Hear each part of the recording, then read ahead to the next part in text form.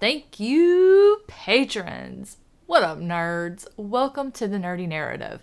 My name is Leslie, and today on the channel, it's time for my weekly reads video. This is just a little weekly check-in, a quick update on the things that I've been reading, some insights, takeaways of all of the stuff that I've got my nose in the middle of, little mini reviews of the things that I finished, and then what I plan to read next. And I throw in a little bit about my life too, for those of you who might be a little interested in that as well. Starting with the things that I finished. So first up on that list is A Betrayal of Storms by Ben Alderson. This is the first book in the Realm of Fae fantasy series by this author, and I am hooked. I was hooked in the first chapter, I'm not even gonna lie.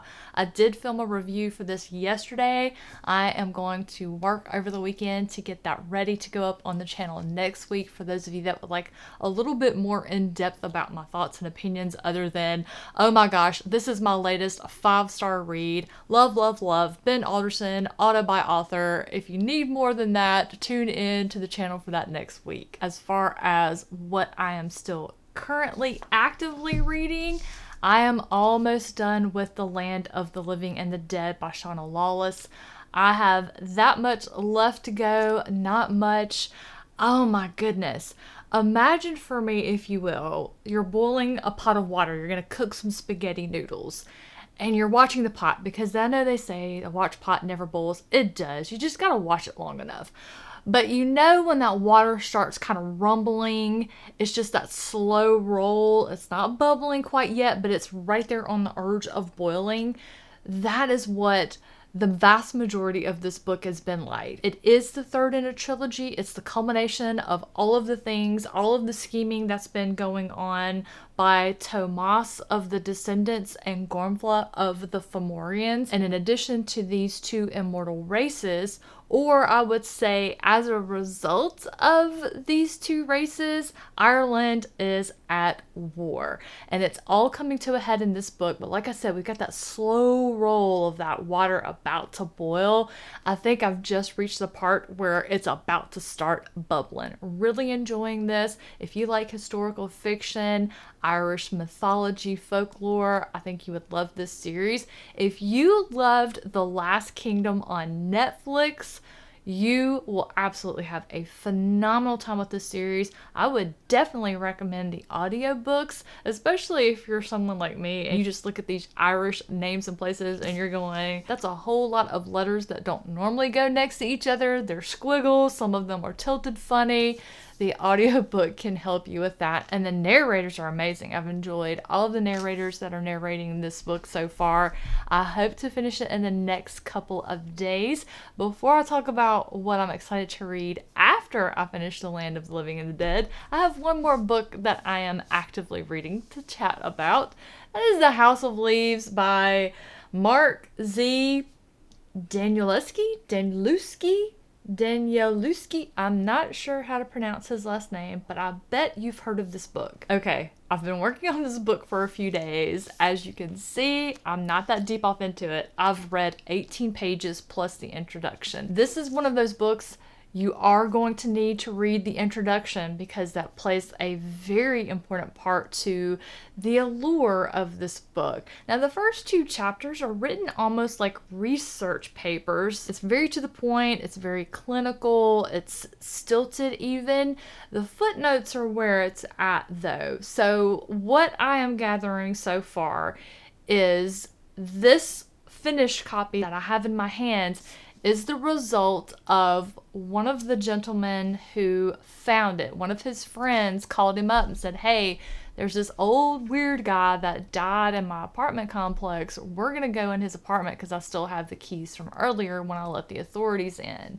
They go in, and our fellow who wrote the introduction finds this ream, this sheaf of papers that is supposedly written by the man who died, Zampano. And it's about this film that, as far as the person who has found the manuscript can tell, this film never existed. But it's supposedly about this family, a Nobel-winning photographer. He's bought a new home with his family. This is sort of his last-ditch effort to fix things with his family because his wife was like, I'm tired of you traveling all the time. I want you home. So what does he do? They move into a new house and he decides to film his family settling into this new home. Supposedly the house is bigger on the inside than on the outside. All you Doctor Who fans, I know your ears just wiggled. I haven't gotten to that part yet, but the author, while being set up as a sort of research, interview, note-taking sort of narrative style that's got going on, while the style doesn't interest me so much, there are these little lines here and there that allude to something mysterious, something off, something interesting that's going to be coming. And one of the things that I'm having fun with in the footnotes, we have footnotes by the man who died, Zampano, and then there's another set of footnotes that's been added by the gentleman who has found this paperwork and he's reading through it all. And he's had some coincidences, things he read in this sheaf of papers that then happened to him on the day that he read it. So there is something interesting. I am still involved. I'm engaged. I still want to know more, but there's still been a whole lot of what the hell am I reading going on? This is going to be a very slow read. This is not something you're just going to sit down and be able to read 20, 30 pages back to back or even an hour or two at a time. So this is going to be one I'm going to take very slow. It might even take me the rest of the dang year to finish this book. But I think I might be in it for the long haul just to say I read it. It feels like one of those type of books that I get some kind of achievement just for saying I read this sucker. I stuck it through to the end. Will I be able to? I don't know. We'll have to wait and find out. Jumping into what I have lined up next after I finish The Land of the Living and the Dead, I have an arc here from Blackstone Publishing. It's Marshall Karp's newest Don't Tell Me How to Die. This is going to be one of those domestic murder mysteries where love, revenge, and survival all collide. I am very excited to read this one. I know I've been talking it up to y'all for a few weeks now.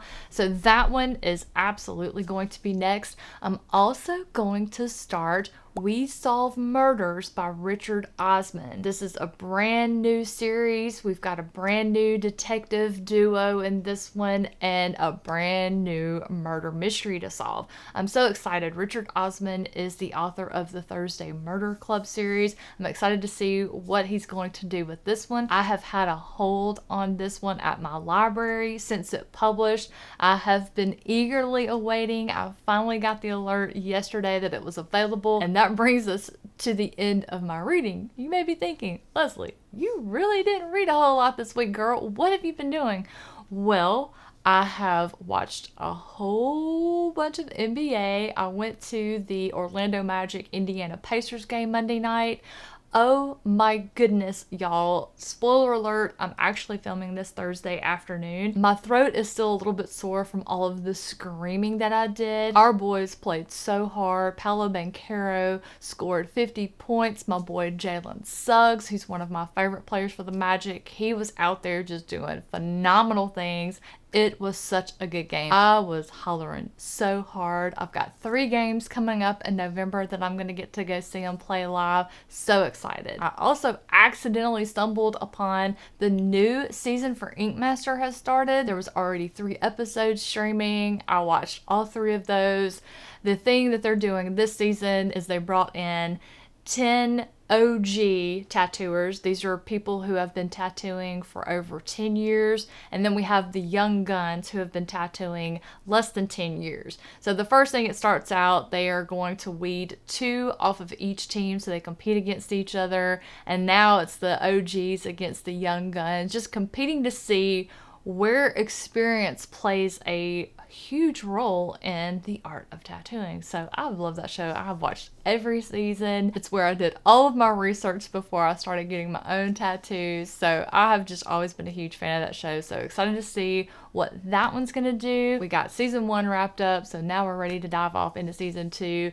And then where the majority of my time has gone, I happened to walk through the living room and my husband was watching Tim the Tatman streaming that he was playing Overwatch 2. Looked very interesting. Some of the changes they made it seem like, okay, I think it might be fun to get back into playing that game. So Chris and I downloaded the updates and then we have proceeded to play a lot. Which, by the way, if any of you out there play Overwatch 2 and you want to pal around and play some games, either go down into the comments and tell me what your battle tag is and I can send you a friend request, or if you don't want to put that out there where God and everybody can see it, pick the social media app of your choosing. Find me. I'm Leslie Smith, the Nerdy Narrative, on all of them. Send me a DM with your battle tag info and we can connect that way. Fair warning, I have literally just started playing this week. I am rusty, so prepare for mistakes to be made, but a lot of fun will be had. But y'all, that's going to do it for this week for me and all of the things I've been reading and getting into. I'm going to wrap it up there. Thank you all so much for watching and spending a little bit of your time with me. Hope you're interested in hearing about some of these books, whether it's to hear about new releases or you want to hear about a book before it comes out, or even a really weird book that has been going around for years now that some people say is the scariest thing they've ever read, and some people say couldn't do it, DNF'd it after a couple of chapters. Whatever the reason, I am so glad you're here. Thank you so much. Have a wonderful rest of your week, and I will see you in the next one. Huge thank you to all of the patrons of the Nerdy Narrative whose support means everything. A special shout out to my top tier patrons, the Nerds Radiant, Chad, John, Gail, Amanda, Star, Tara, Anne, Amanda, Andrew, Kate, Ev, and Sharon.